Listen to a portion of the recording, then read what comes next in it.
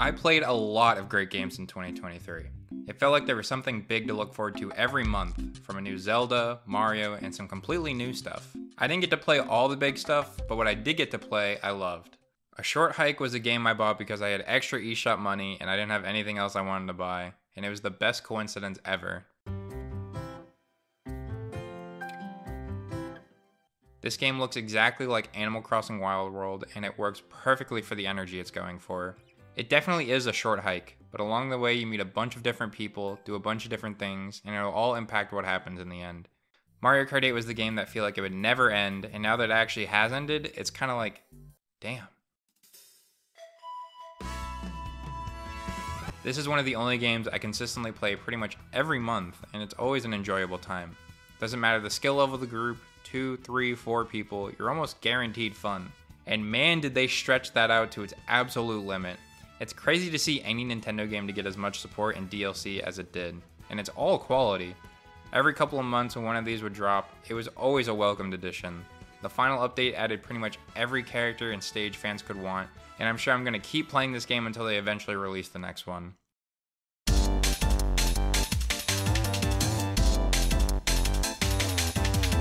This one is going to seem like a weird pick if you know me in real life, because all I do is talk about how much I don't like this game whenever it's brought up.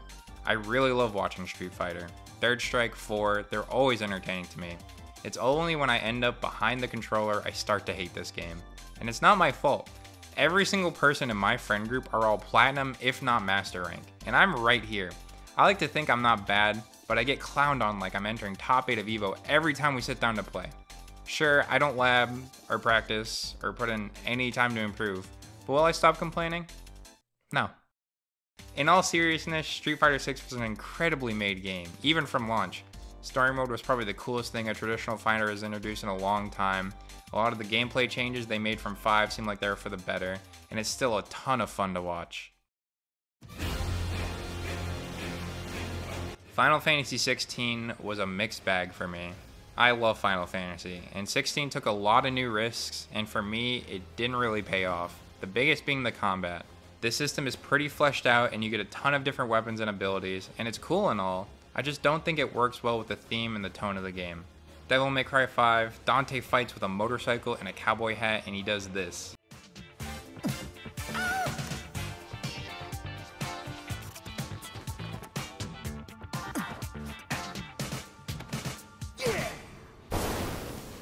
Final Fantasy XVI feels like it's trying to be this, but without the humor, and for me, it just doesn't land. It also doesn't help that this style of gameplay makes you feel like you hit like a sponge, and it feels so much more apparent here. The icon battles were also pretty lame. I kind of figured they were going to be like mech fights with quick time events, but it felt like a lot of the marketing and emphasis was placed on these fights, and they ended up being a pretty big letdown.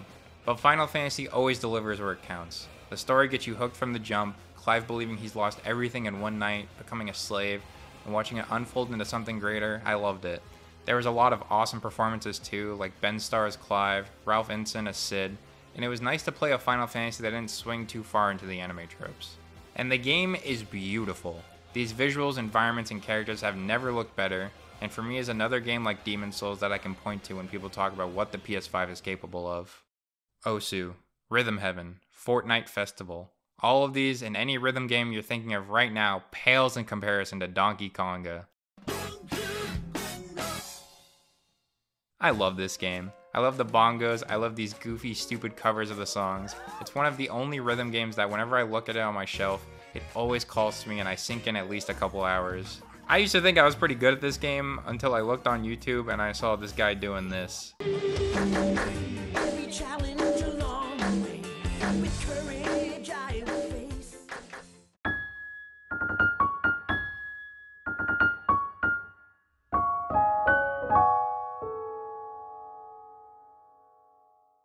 Pikmin 4 was one of the handful of games that came out this year that I just knew I was going to absolutely love, and I sure did. I love Pikmin. It's got a unique type of gameplay you can't really find anywhere else. Mixed in with a charming vibe and items with silly names, I've played every Pikmin game multiple times and it never gets old. Although it started off a bit slow, once it got going, it was exactly what you hoped for and then some. Dandori battles were a fun new addition, both the time trials and 1v1s, and Oatchi brought a nice movement buff, gameplay ideas, and a jump button, but made things a bit too easy, especially in the dungeons.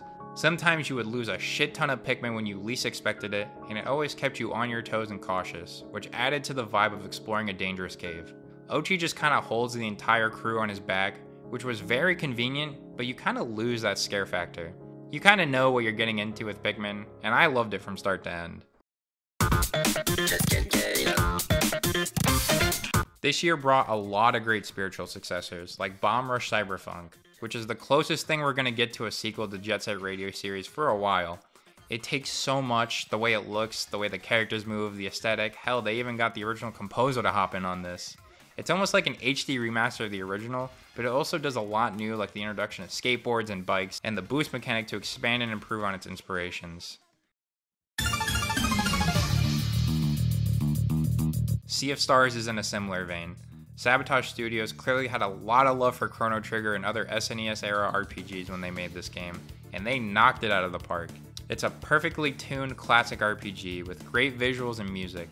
It's the best new turn-based RPG I've played in a long time. The story and dialogue get a little cheesy, but it's easily my favorite indie game of the year.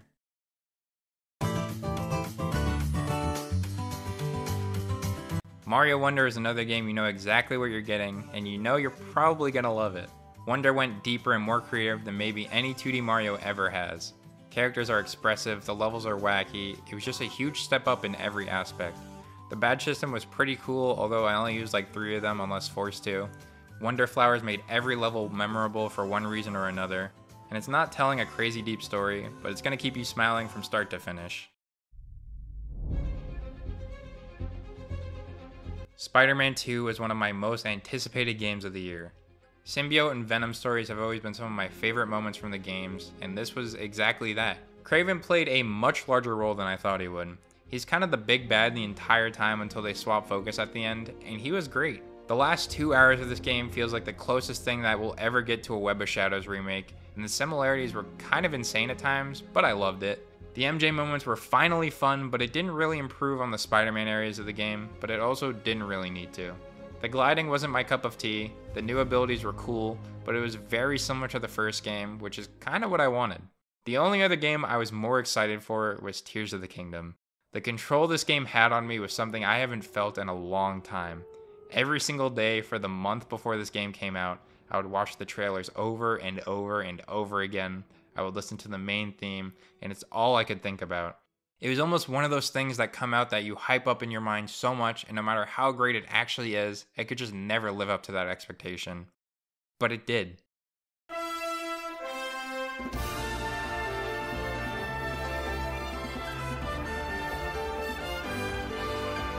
It added things I could have never predicted. It addressed issues I didn't realize could have been solved or even had in the first place. It improves upon the original in almost every single way, in ways you didn't even know you wanted. It added so much freedom and creative control to the player that I've never seen a game in this genre do before. The dungeons were bigger and better, the story more engaging. I loved every single second of this game and could talk about it for hours on end. If there's one game I think everyone should experience from this year, it's this.